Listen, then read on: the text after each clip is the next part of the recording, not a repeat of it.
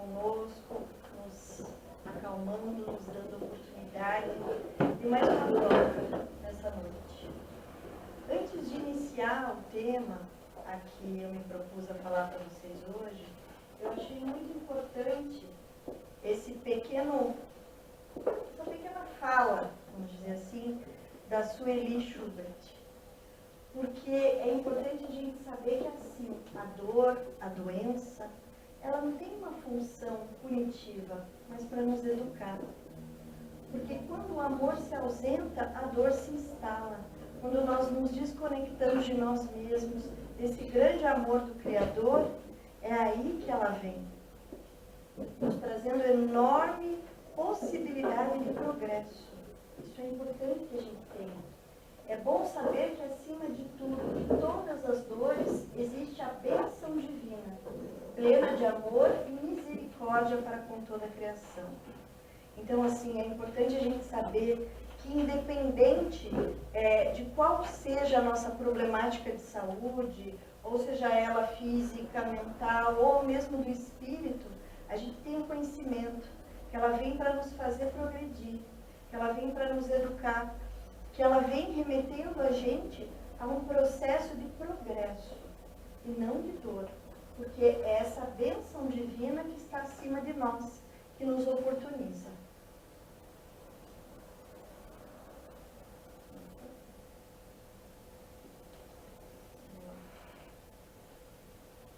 O tema de hoje nada mais é do que a ansiedade. Há algumas quintas eu estive falando sobre depressão, e eu acho que nada mais justo que a gente também clareie o que é essa ansiedade, né? Que leva a cada um de nós a tantas sensações, a tantas emoções, a tantas situações e adoecimentos. Então, é importante a gente entender qual é a origem dessa palavra. De onde que essa palavra surgiu? Então, é uma palavra do latim que nos diz ansietas, significa angústia, ou ela pode estar em ansios, que é perturbado, pouco à vontade, e ainda... O computador está dando um charme hoje. Ou ainda anguere, apertar, sufocar. Quer dizer que são todos esses sentimentos, ou a grande maioria deles, que ela abarca para cada um de nós. Então é importante que nós estejamos atentos a isso.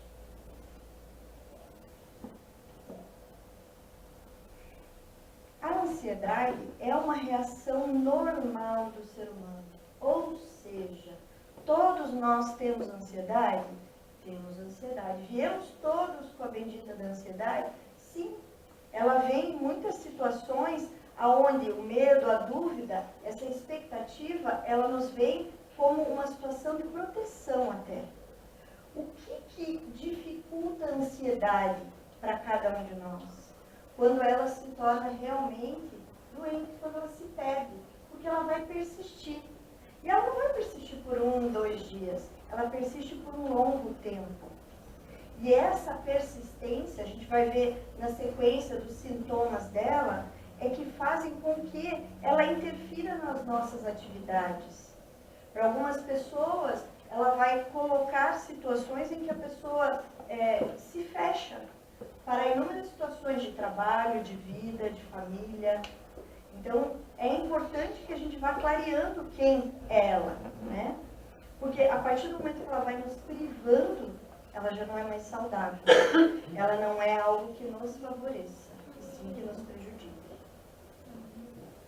Ela vem de uma sensação de algo desagradável para acontecer. Ou seja, eu gosto sempre de colocar que o gato em ponto de ataque. O que é esse gato em ponto de ataque? O gato em ponto de ataque, a ansiedade deixa a gente o tempo inteiro assim. Ou seja, na proeminência, num alerta que algo vai acontecer. E aí a gente tem que estar atento. O problema é que assim, se há algo que eu controlo, me favorece. Na questão da ansiedade, ela é muito ampla e ela não me favorece. Ela se torna incontrolável. A partir do momento que ela se torna incontrolável, eu me sinto inseguro. Por quê? Porque que sensação é essa? Que sentimento é esse que está me abarcando? E aí eu vou me sentir o gatinho o tempo inteiro. A Sueli também fala pra gente que assim, a complexidade da vida moderna, ou seja, o que nós estamos vivendo, a competitividade no trabalho, com diversas outras atividades, as pressões, os desafios impostos aos indivíduos, as frequentes e rápidas mudanças, das inúmeras mudanças. Não dá para a gente pensar assim só o fato da gente mudar de cidade ou mudar de casa. São inúmeras mudanças, são amplas. A perda dos valores familiares e religiosos e os conflitos que resultam daí geram constantes estados de ansiedade, que nem sempre são resolvidos ou administrados positivamente. Então a gente tem que entender que é uma gama de situações, é uma gama de coisas, e nesse contexto nem sempre a gente vai dar uma, entre aspas, de poliana, que eu consigo tirar o melhor daquilo. Por quê? Porque algumas situações desta vida moderna, dessas situações, nos pegam, vamos dizer assim, e ali nós nos perdemos as nossas emoções. E ali ela não é positivamente administrada. Ela vai começar a entrar no lado de doença, no lado de agravamento. E é isso que a gente tem que estar atento. O que causa, né? A gente vai avaliar da seguinte maneira. Tem fatores genéticos? Tem. Normalmente, quando você vai avaliar uma pessoa que te chega para um atendimento, seja ele médico, clínico, psicológico, você vai buscar saber o histórico dessa pessoa. E nesse histórico, normalmente, a pessoa vem e te traz, eu tenho um pai, eu tenho uma mãe, eu tenho uma tia, um familiar que sofre de ansiedade, que faz tratamento, né? Então, quer dizer, ele vem te trazendo isso. Por quê? Porque tem um cunho genético, sim. Existem ambientes que favorecem a ansiedade. Se a gente for pensar em situações traumáticas, de certa forma a gente talvez não viva tão intensamente, mas se nós formos pensar nas pessoas que moram no Rio de Janeiro, né, com as situações de violência, dessas questões do exército ter que entrar, da polícia ter que entrar nos morros e tal, e das situações que ocorrem, é um ambiente estressante, é um ambiente traumático. Quantas são as histórias que às vezes a gente acaba vendo nas mídias, de crianças, de adolescentes, de familiares que viram uma tragédia na sua frente por uma bala perdida, N situações. Isso vai gerando ansiedade. Por quê? Porque essa questão pode acontecer comigo, nesse espaço em que eu estou, né? Ou aquela situação vai me desencadeando o que vai ser de mim. E ali vão gerando N coisas. Condições físicas. Sim, algumas doenças são diversas, eu citei algumas. Refluxo, doença cardíaca, hipotireoidismo, a menopausa. Quer dizer, tudo isso vai interferindo. Por quê? Porque a gente vai ter uma questão fisiológica acontecendo. São sensações fisiológicas que podem sim ir desencadeando efetivamente, né? Porque como nós temos o lado negativo, vamos dizer assim, da ansiedade. Abuso de substâncias. Nós vamos ter, no caso da drogadição, né, do álcool, que pode gerar. Por quê? Porque esse tipo de substância, ele vai gerar uma excitação, vamos dizer, em relação à droga. A pessoa tem um estímulo a mais, ela é hiperestimulada. E nesse contexto, a necessidade dela de obter aquilo vai favorecendo também. A gente não pode deixar de colocar nesse contexto que em algumas situações a gente tem sim o cigarro, a gente tem também, além do cigarro, a gente tem algumas, como que eu vou colocar? Algumas outras substâncias que elas vão favorecer a ansiedade. A gente tem muitos casos quando a gente escuta, por exemplo, das pessoas querendo deixar o cigarro, né? Que em relação às drogas é para ser mais fácil, né? Pelo efeito que ele dá. Mas às vezes são pessoas por longos anos que fumam. E como é que abandona do dia para outro? Eles não conseguem. Por quê? Porque entra na necessidade que eu tenho dele, no apego. Eu vi de uma pessoa onde ela falou assim, eu tive que parar de fumar, mas eu estava me programando para o final do ano. E agora é setembro. Final do ano, talvez no contexto da pessoa seja dezembro. Eu falei, tá. Ela falou assim, mas sabe o que que é? Eu tinha me programado no final do ano e eu me obriguei a parar agora. E aí? Aí é que assim, eu sinto como alguém que eu amasse muito estivesse morrendo. Então a gente vai entendendo o apego dessa pessoa em relação ao vício do cigarro. Então, assim, às vezes a gente fala, não, mas é fácil, você para, não faz isso, coloca uma pressão na pessoa. Mas, para algumas pessoas, é aquele momento que, na imaginação deles, eu acho, o tem de, vou relaxar. Ah, eu pego um cigarro para relaxar. Só que aí, nesse contexto, relaxar já se tornou um vício tão amplo que ela não consegue. Então, gera uma ansiedade eu deixar o cigarro, eu abandonar ele. Então, a gente tem também essas situações. A gente tem alguns fatores de risco, que é importante a gente ter claro. Quais seriam eles? O gênero. A mulher tem 2 vezes mais chance, né? É o caso dobrado, vamos dizer assim, em relação à ansiedade. Nós sofremos as questões hormonais e sem contar o contexto que a maioria das mulheres vive. Porque daí, assim, hoje em dia nós temos trabalho fora, os filhos dentro de casa, as atividades de casa, outras atividades diversas, quer dizer, o contexto é amplo.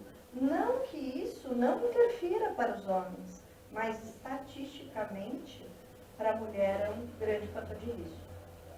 Nós temos situações de traumas infantis, nós temos os abusos, quaisquer que sejam eles, sexuais, psicológicos, emocionais, físicos. Então, isso causa o quê? Um trauma. Nesse trauma, no contexto da pessoa, normalmente ela vai desenvolver uma sequência ali, voltada à ansiedade. Ela pode entrar para a questão da compulsão, ela pode entrar para N vícios, né? Então, isso tudo por quê?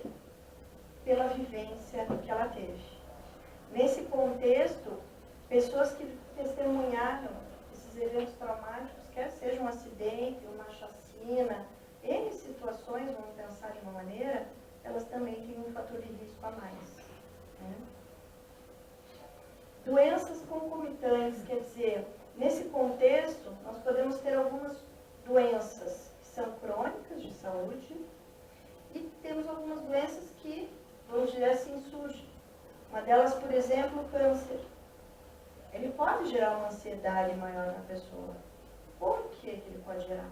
Por mais que a pessoa tenha passado por todo o processo, vamos dizer, fez uma quimioterapia, fez as medicações, cirurgia que foi necessária e tal.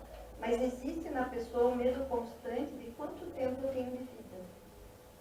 Por quê? Porque muitas vezes, no contexto da própria doença, era aquela doença em que não se falava o nome, se temia muito. Então, nesse contexto, a ansiedade da pessoa é muitas vezes grande. E aí, a necessidade de amparo, né? A personalidade, alguns tipos de pessoa têm uma propensão muito maior.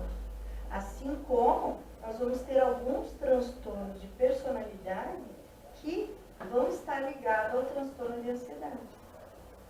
Então, a gente tem que entender que, a gente tem algumas causas e a gente tem alguns grupos, alguns fatores que podem dar uma probabilidade maior. Quando a gente pensa em ansiedade, a gente pensa no transtorno de ansiedade, um nome bonito, vamos dizer assim, a gente tem que pensar que ela provavelmente vai estar associada a algumas outras doenças. Talvez ela venha e desencadeie algumas doenças, ou talvez algumas doenças venham e a tragam junto. E nisso a gente não está falando só nas questões dos transtornos mentais. Nós estamos falando de um modo amplo de todo tipo de doença. Por quê? Porque se uma pessoa, por exemplo, sofreu um AVC, né? E nesse contexto, aquela falta de ar, aquele medo de sofrer aquilo de novo, aquele medo de vir a falecer daquilo pode gerar uma ansiedade maior. Então, é amplo o contexto dela. Que sintomas a gente tem em relação à ansiedade? É importante a gente deixar bem claro que, assim, às vezes a gente se identifica com alguns sintomas. Nossa, então eu tenho isso, eu vou... Não, é importante a gente saber que para isso existe um contexto, por isso o médico, normalmente o psiquiatra, o neurologista, às vezes o clínico, é a pessoa que o quê? Que vai estar avaliando o contexto para diagnosticar se é ou não. Porque se a gente entende que todos nós temos ansiedade, até então ela é favorável a todos, o problema é a hora em que ela perde o controle, que nós não nos damos conta. Então é importante, porque senão a gente se identifica com algumas situações e vai falar, meu Deus do céu, ela falou e agora eu tenho isso. Então é importante a gente ter cautela por isso, né? Então a gente vai ter as situações de taquicardia. O que é isso? Por exemplo, se eu vou fazer uma atividade física, vamos dizer, eu vou fazer uma corrida. Quando eu corro e eu cheguei lá no final da minha meta, eu vou estar mais ofegante, meu coração vai estar batendo mais rápido. Isso é taquicardia. A única questão é que a ansiedade, eu não estou correndo, ela vem esse sintoma. Então o quê? Eu tenho o meu coração mais acelerado, eu tenho tontura. Por quê? Porque a minha respiração, mas que vai me dar um treco, e a tontura vem. Então isso precisa ser claro. Algumas pessoas têm a pressão no peito, eu tenho a boca seca, porque a minha respiração faz com que eu fique assim. Então, o que a pessoa sente? Eu vou ter um treco, né? Vou ter dificuldade para respirar. Algumas pessoas têm suor frio, a sensação de cansaço iminente, irritabilidade, porque para algumas pessoas a agitação é tão intensa que a irritabilidade é grande. Formigamento, porque algumas pessoas, conforme a questão respiratória que apresentem, elas vão ter formigamento da mão, às vezes vão ter formigamento do braço, né? E ela, meu Deus, então eu vou ter um AVC, eu estou tendo formigamento, o braço esquerdo lá do coração. Calma que nem sempre é, né? Mas nesse contexto, qual que é a minha reação? Eu tenho sim que buscar um médico, eu tenho que buscar a orientação médica. Tremores, insônia, dores físicas, tensão muscular. Quando eu disse da imagem do gatinho lá atrás, você vê a pessoa sempre tensa. O próprio corpo em algumas situações está tenso. Por quê? Porque sempre tem alguma coisa para acontecer e nem sempre é boa. E aí o quê? Eu vou me armando. E isso a tensão muscular vem. Algumas pessoas têm muita dor de cabeça. A gente sente quando toca a pessoa aqui que está enrijecido, está duro. Por quê? Porque essa ansiedade faz com que eu esteja enrijecido e provavelmente ali junto vem uma dor de cabeça. Né? Então é um contexto grande. Algumas pessoas têm problemas de estômago, náusea, diarreia. Porque se a gente pensar assim, vamos imaginar uma situação que talvez a gente tenha vivenciado. Qualquer um de nós, em algum momento da vida, foi para a escola. E, de repente, num dado momento, a professora pediu para escrever alguma coisa no quadro para responder. O que a gente sentiu naquela hora? As pernas amoleceram, deu um pavor, meu Deus, e a professora me chamou, e agora? Quer dizer, é um contexto grande que o quê? Que apavorou. Se a gente pensar na ansiedade, esse pavor é constante. É mais ou menos assim. Aquela situação que a gente tem que apresentar alguma coisa no trabalho, ou você vem apresentar uma exposição na casa espírita, né? E aí, nesse contexto, fica sem dormir, se a gente não come direito, fica preocupado, opa, é um sinal de ansiedade. Vai ser o contexto e a continuidade dela que vai trazer pra gente o lado negativo, vamos dizer assim. Que sintomas a gente tem no lado psicológico dela? A gente tem dificuldade de concentração. Se eu sempre estou alerta, eu sempre estou ligado a tudo e a todos. Se a gente pensar no psiquiatra Augusto Cury, ele vai falar para a gente da síndrome do pensamento acelerado. Ou seja, eu estou aqui, mas a minha cabeça está pensando lá, meu Deus, quando eu cheguei em casa, tem que fazer não sei o quê, porque amanhã eu tenho que fazer não sei o quê, porque não sei o quê. Ou seja, eu não estou no lugar. Meu corpo está, a minha cabeça, Então, quer dizer, essa minha dificuldade de me concentrar, ou eu tenho aquela conta, aquela coisa para resolver, como é que eu vou fazer com aquela situação, daquele cliente, daquela atividade. Quer dizer, são N coisas que, qualquer lugar que eu estou, ela vai gerar minha dificuldade de concentração. Gera, sim, inquietude, gera medo, gera angústia. Por quê? Porque em algumas situações existe o medo de falhar, de não dar conta, de você ter sobre você outros que você seja responsável, né? Normalmente a pessoa sente medos que não são reais. E esses medos não reais a limitam. Ou seja, além dela se preocupar excessivamente com o que estão pensando dela, ela pode evitar locais e situações onde ela se sente desconfortável. Eu tenho uma pessoa que eu conheço que, por exemplo, ela passou por uma situação muito traumática de um assalto dentro de um ônibus, e essa pessoa hoje, para ela entrar de ônibus, ela passa mal, ela sua, ela tem enjoo, ela tem tudo que vocês imaginarem de estar nessa situação, de tão traumático que foi. Então, nesse contexto, o que acontece? A pessoa evita. Ela não dirige, ela vai pegar um Uber, um táxi, ela vai pedir carona, ela vai a pé, ela vai de bicicleta, mas ela não entra dentro do ônibus. Por quê? Porque aquilo é tão aflitivo, é tão amplo, que a pessoa não se coloca. Então, a gente tem que entender a grandeza desse contexto. Sofre por antecipação, e normalmente esse sofrimento é tudo que vai dar errado, nada do que vai dar certo. Porque o pensamento é sempre negativo, ele não vai favorecer. Sente-se acelerado em situações calmas, que pode ser pelo pensamento, aquela coisa que você vê que a pessoa está sentada, chacoalhando a perna, está mexendo a mão, já levantou, já sentou, foi ali fora, tomou um ar. Quer dizer, é um contexto amplo. Algumas pessoas têm confusão mental, porque daí já vão agregar outros transtornos e pode gerar, sim, apatia. Se a gente for avaliar, é importante a gente saber assim, o DSM-5, ele é como que eu vou dizer assim, ele é um compêndio onde estão todas as doenças mentais, e ele tinha DSM-4 e ele foi agora para o DSM-5. Num contexto anterior, existiam alguns outros transtornos agregados aqui. E que hoje, eles já estão subdivididos, por quê? Porque se viu que, apesar deles terem algum conteúdo ansioso, eles têm um outro conteúdo que os coloca de uma maneira diferenciada. Então, assim, a gente vai ter, mais para dar uma noção para vocês, que transtornos vão estar voltados à ansiedade aqui.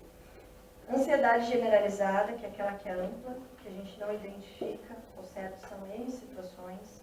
Ansiedade de separação, é mais ou menos assim, quando a gente tem situações, quando a criança é pequena e vai para a escola a primeira vez. Chegou na frente da escola, a criança se agarra na mãe, ela chora, aquele desespero, e assim às vezes vão alguns dias, mas passa. E tem situações em que não passa. Normalmente, esse tipo de ansiedade está voltado mais às crianças, né? O mutismo seletivo é aquela criança que não fala, mas não é porque ela não tenha as cordas vocais perfeitas, que ela não tenha condições, mas algum evento traumático a fez não falar mais. Não quer dizer que ela não vá falar também, mas talvez aquele trauma, aquela situação precise ser trabalhada para que ela consiga expressar. Fobia específica, quer dizer, são os medos, mas são medos extremos. É medo de aranha, é medo de bicho, é medo de algumas situações, é medo de algum objeto, então assim, é amplo. Transtorno de ansiedade social é o quê? É a dificuldade em eu me colocar em situações com grande acúmulo de pessoas. Então, quer dizer, eu tenho uma fobia, eu tenho um medo quando é muita gente, quando são situações amplas.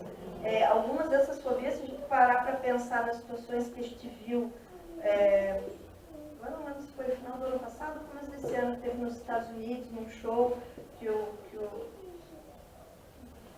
aquele ser, vamos dizer assim, né, transtornado, acabou atirando em muitas pessoas, vão ser situações onde provavelmente algumas pessoas que estavam lá já não se sintam mais confortáveis ali num show onde há um grande número de pessoas. Então a gente tem que pensar assim.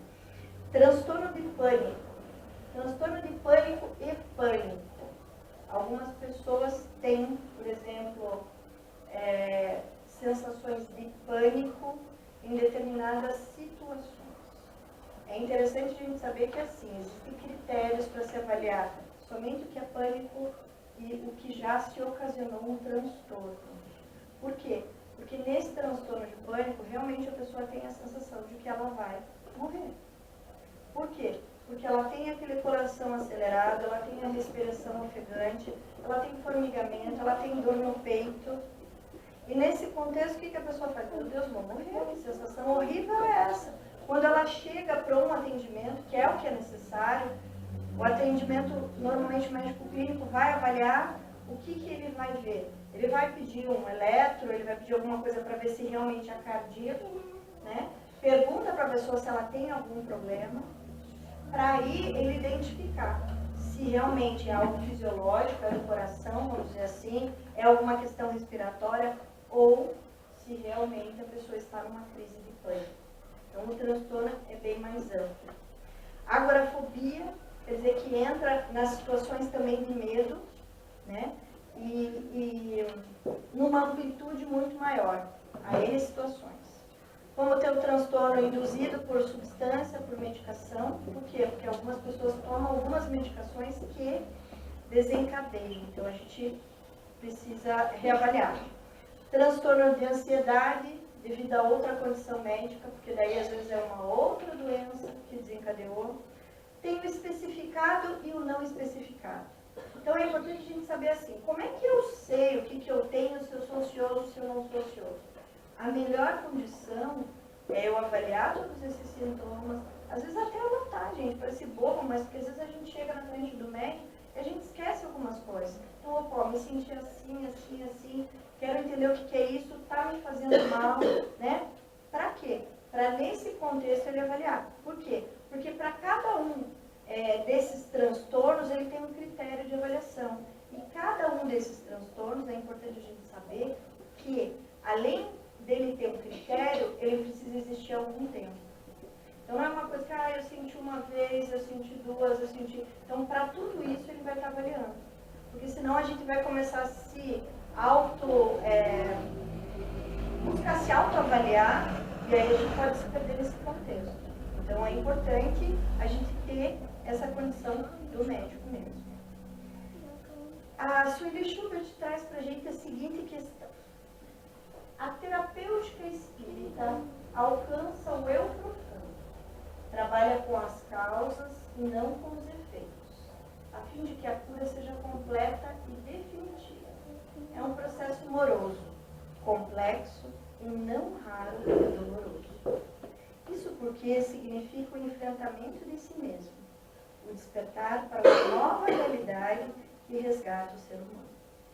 O que a gente precisa entender com isso?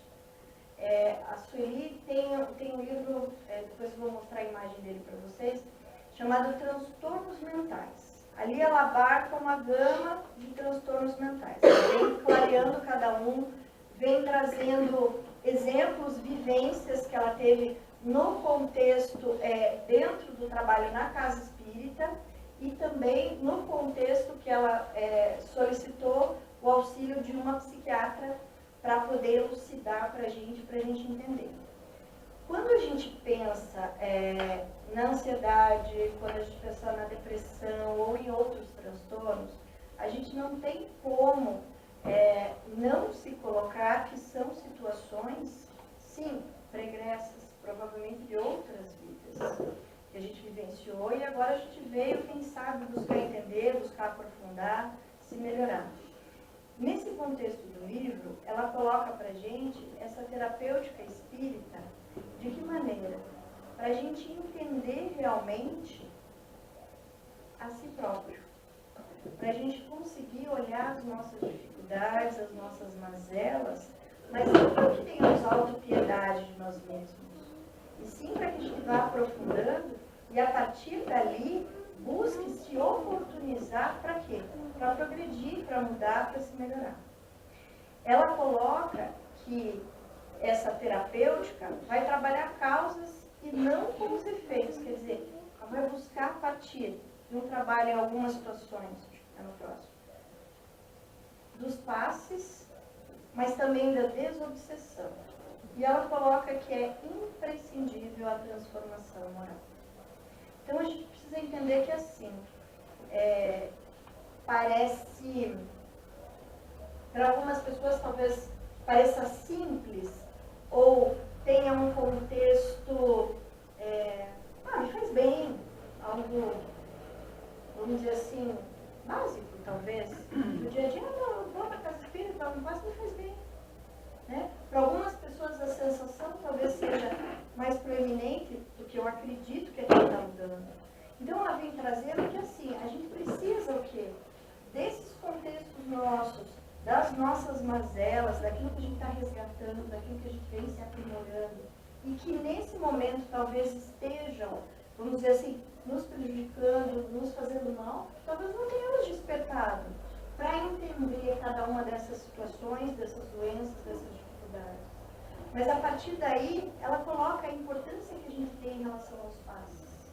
Né? A importância desse fluido que a gente recebe na Câmara de Paz. A importância da gente estar aberto para esse processo. Porque não é só eu chegar e a gente chega ali no centro. Não, quer dizer, eu estar aberto para isso, eu estar agradecido pela oportunidade daquela energia que eu estou recebendo. E aí, ela vai colocando isso como sim um tratamento.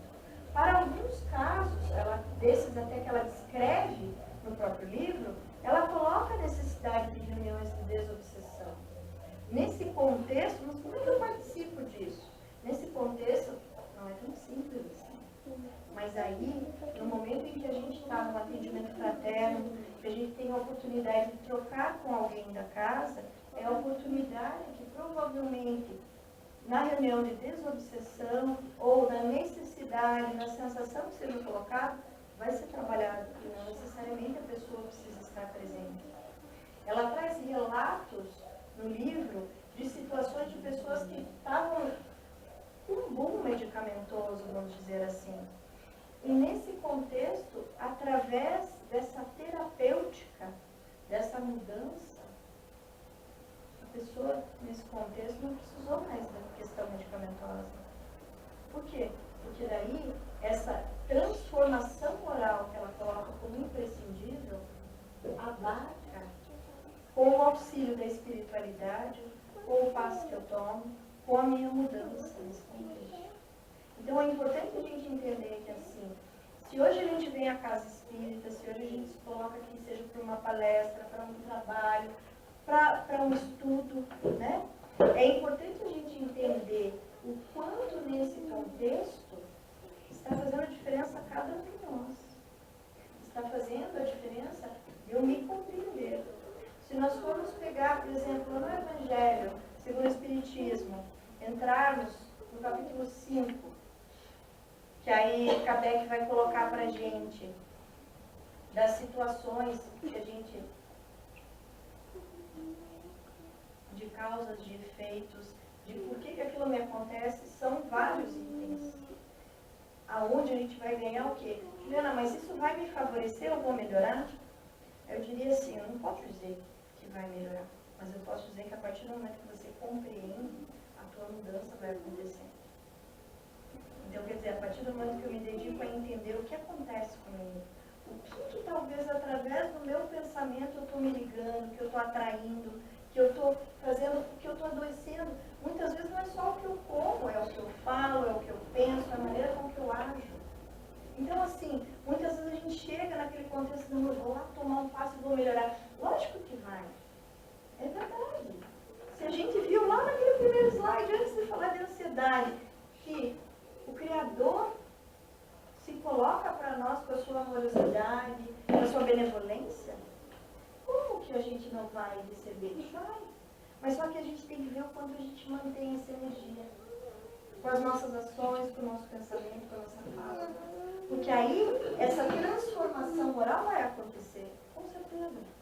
Vai ser muito mais efetivo o passe e a consciência que eu vou ter dele, com certeza vai. Mas para isso tem que saber o que eu desejo. Muitas vezes a gente se pega nas reclamações, nas aflições. Eu já fiz tanta coisa, não deu certo. Já tomei tanto remédio, não deu certo. Tá, mas às vezes não está lá, está aqui. E o quanto eu me coloco para isso? Juliana, mas tem que pensar da seguinte maneira. Eu trabalho o dia inteiro, eu chego em casa, tem que fazer isso, tem que fazer aquilo. Final de semana... A escolha é sua. A partir do momento que eu vou olhar para mim, com certeza vou lidar de uma maneira melhor comigo mesmo, com aqueles que estão à minha volta. Eu vou entender muitas das questões que até então eu não parei para ver. Não parei para me colocar. Nós temos outras possibilidades de progresso frente à ansiedade, a outros transtornos, a outras doenças? Lógico que nós temos. Podemos fazer relaxamento, sim, meditação, massagens. Existem massagens relaxantes que vão ajudar nesse contexto, mas elas não vão fazer tudo pela gente. Acupuntura, yoga, hidroterapia, psicoterapia, qualquer que seja a linha. Ação medicamentosa, eu fui lá no médico, vi que nesse momento eu preciso. Ótimo. Dei a mão palmatória, fui lá, falei com o meu homeopata, eu não gosto muito de alopatia, de medicamento de farmácia comum. Ótimo. Quer dizer, eu estou olhando para mim, eu não quero ficar nessa sensação que eu estou. Então eu vou buscar. Cultivo dos pensamentos elevados, a prece, a todo momento. Ai, Juliana, mas daí já é demais, né? Será? Será que nesse momento, não é eu parar e vou fazer? Não, mas eu parar, estou no meu caminho. Puxa, está acabando o mundo, mas olha que bom que lava toda essa energia pesada que a gente está sentindo. Né? A gente sempre sim pelas pessoas, mas e aí cadê a nossa possibilidade de fazer algo pelo nosso semelhante? Será que aí nós vamos também estar trabalhando as nossas mazelas? Em ver que às vezes aquele está numa situação muito mais complicada do que a minha? Será que nesse contexto eu vi um fim de tarde indo, meu Deus, obrigado por esse dia lindo, que está nascendo ou que se finalizou? Obrigado pela oportunidade que eu acordei. É simples, não precisa ser de longo. Mas aonde no meu dia, obrigado que eu tive essa dificuldade, preciso ver o que eu tenho que aprender. Eu não vou agradecer a dificuldade? Por que não? Se cada uma das situações vem para nosso despertar, nosso educar, por que a gente não pode agradecer? E aí eu diria que é assim, elas não precisam ser dificuldades, elas podem ser aprendizados. Porque é muito mais gostoso você ver o que você tem que aprender com aquilo. Nesse contexto, a leitura edificante, quantas são as leituras e as oportunidades que nós temos? Ah, mas é só a literatura espírita? Não. Tem muitas literaturas que nos trazem alento, nos trazem entendimento. Puxa, é oportunidade. Controle de respiração. A pessoa está numa crise de pânico. Eu não estou conseguindo respirar. Eu não tenho treco. Opa! A minha filha na escola falava, mãe, cheira a florzinha, sopra a velhinha. Respiração, serenidade. Vou me colocar que o quê? Nesse contexto é onde eu preciso ter calma, ter serenidade, vai passar, vou melhorar. Preciso fazer alguma coisa para mudar isso. É oportunidade. Atividade física. Quantos são os benefícios que nós temos descoberto de sensações da adrenalina, noradrenalina, hormônios do prazer que favorecem, além das oportunidades que nós temos. Nós estamos caminhando por aí. Quantas são as oportunidades que nós temos? Viver situações, de vivenciar alguns momentos. E que não é todo mundo que parou. Mas se eu preciso desacelerar, se a ansiedade está intensa, por que não me colocar para algo que talvez eu não precise do remédio? São oportunidades que aí a gente tem que reavaliar. Joana de Ângeles, no livro Conflitos Existenciais, nos diz o seguinte: as aflições defluentes da ansiedade podem ser erradicadas. Portanto, graças aos cuidados especializados, adicionado à aplicação da bioenergia por meio dos passes e da água fluidificada, que restaura o campo vibratório e revitalizam as células. A importância que a gente tem no passe que a gente vai receber, a importância daquela aguinha que está ali esperando a gente, que com certeza já foi fluidificado, já teve energia, teve o carinho de quem encheu cada um daqueles copinhos. Pensa na gama de coisa boa que a gente recebe. Se a gente parar para ver, está restaurando a nossa vibração. E se não bastasse cada uma das células que nos compõem? Que é melhor? Outro sem o hábito da oração e o cultivo dos pensamentos dignificadores são o coroamento do processo curativo para o encontro da saúde e da paz. Ou seja, muitas das situações estão aqui nas nossas mãos. Vai de como a gente vai se colocar a cada uma delas. Ela nos diz as oportunidades que temos. Vai daquilo que realmente nós queremos. De pensar em tudo que nós temos vivenciado nos últimos meses, do nosso país como um todo, nós vamos entender que são válidas para este momento de ansiedade, de insatisfação, de tormento, as lições do Cristo sobre o amor ao próximo, a solidariedade fraterna, a compaixão ao lado da oração, geradora de energias otimistas e de fé, propiciadora de paz e equilíbrio. Ou seja, se nós vibrarmos positivamente, quantas são as situações, por nós primeiramente, que podem ser abarcadas, que podem ser anuladas, e, quiçá, por cada um ao nosso redor e pelo nosso país, nosso planeta. Quantas são as situações? Quantas são as situações que, às vezes, o nosso dia a dia nos coloca de uma maneira em que nós trabalhemos em prol do nosso próximo, do auxílio ao nosso próximo? As oportunidades são muitas. E aí é nessa hora em que a gente para e reavalia as situações dos nossos queixumes. As situações em que a gente se coloca a reclamar. E que, com certeza, a partir do momento que a gente olha as situações do outro, se tornam outras. A oportunidade do trabalho, seja ele com uma palavra, com um gesto, com um mantimento, não importa qual. O olhar nos olhos. Esses dias nós falávamos no grupo da evangelização, uma colega veio, um rapaz, que era noitinha, ela falou assim, normalmente a gente nem abre o vidro, nem nada, pediu um dinheiro, e aí ela disse que naquele dia ela olhou assim para o rapaz, tinha recém chovido, o rapaz estava molhado, aí ela disse que abriu a janela e daí deu um dinheiro para ele, segurou na mão dele, assim, ele se assustou. Por quê? Quem vai segurar a mão desse da rua? Quem vai olhar no olho? Quem vai dizer um bom dia? Quem de nós está numa condição melhor que a dele? Será que nós estamos? Talvez nós tenhamos num contexto de bens materiais. Mas será que nas nossas emoções, naquilo que nós estamos galgando, buscando evoluir, nós não estaríamos no mesmo patamar? Então, de repente, quando a gente vê essas lições de amor ao próximo, não é só aquele que, não, eu dei o dinheiro, eu já ajudei, ou eu dei o dinheiro, já pensei, esse aí vai beber mesmo. Não, mas é aquele olhar nos olhos, aquele dar um bom dia. Quantas são as situações desses irmãos que trabalham no caminhão de lixo? Vocês já pararam para pensar?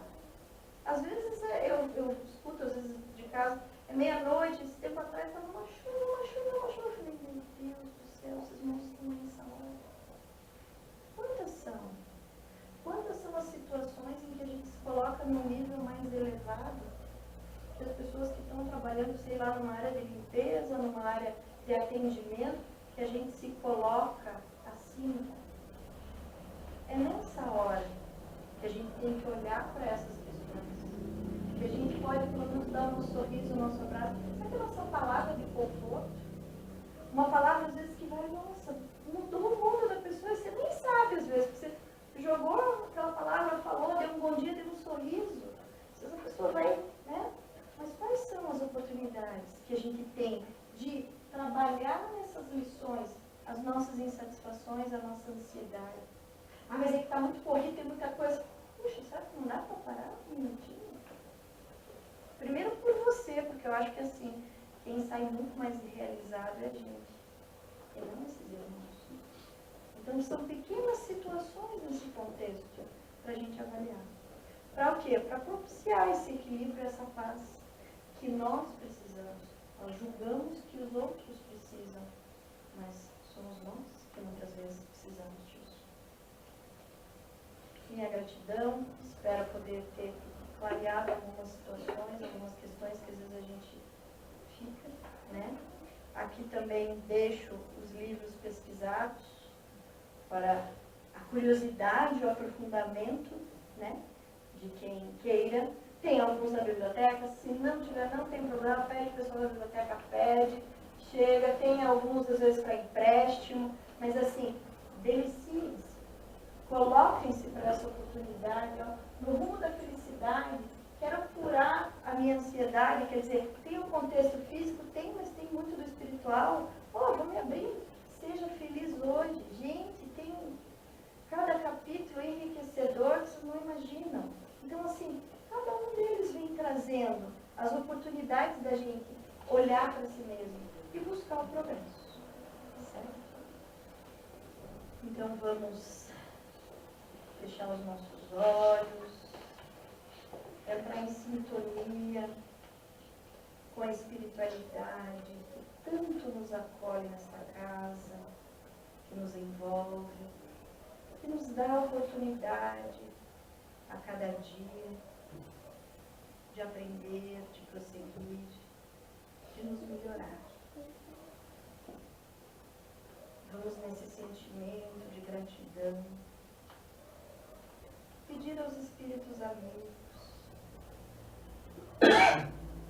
que colham as flores da gratidão que aqui exalamos, das boas vibrações, e que possam chegar a todos os irmãos que se encontram de uma maneira no desequilíbrio, na angústia, nas dores físicas, morais,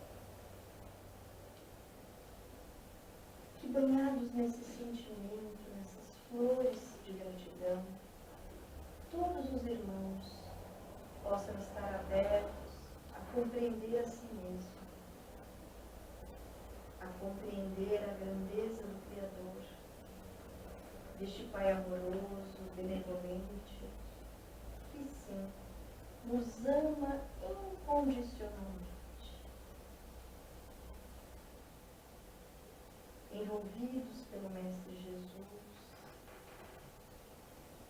pelo médico dos médicos, rogamos que nos auxilie, que nos fortaleça na nossa vontade de nos melhorar, de progredir, de dar-nos nova oportunidade nessa existência. Que a todos os irmãos deste planeta possam estar envolvidos neste momento na amorosidade de Jesus, que possam estar abertos ao entendimento, à confiança e à certeza do progresso, a partir do seu desejo de ser ainda